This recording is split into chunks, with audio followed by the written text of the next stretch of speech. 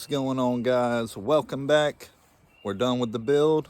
Let's go over everything and we'll go do some testing. Let's get it. All right, let's start up front. We got a 370 amp Autotech Engineering alternator.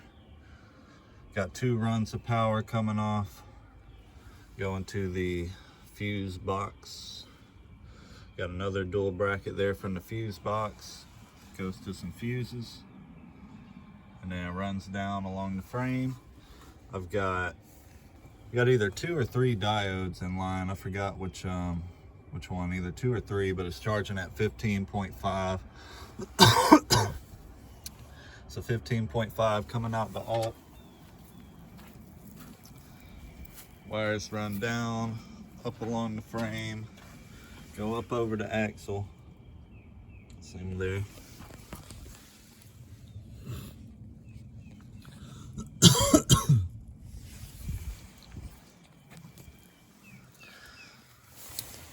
All the wires run up through the floor, go into a 40 amp hour yin long bank.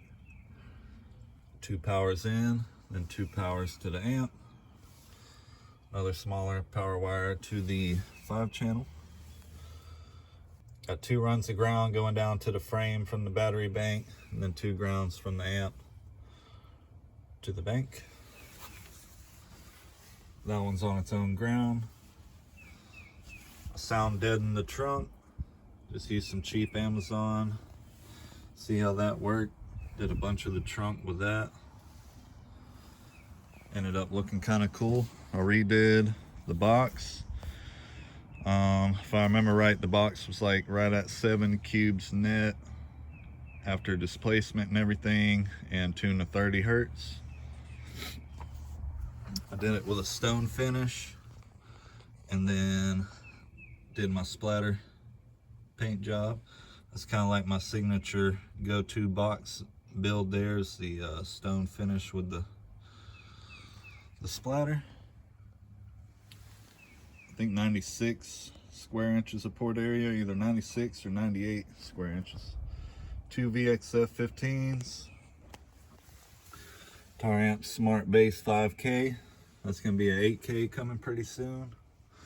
And then I'm gonna do something else for the mids and highs. I need to change out my mids and highs and I wanna get an AB or a Class A amp.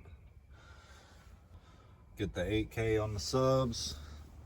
Then eventually another 40 amp hours of lithium and 2 more 15s. All right, let's start this thing up, see if we have any problems. Turn it off.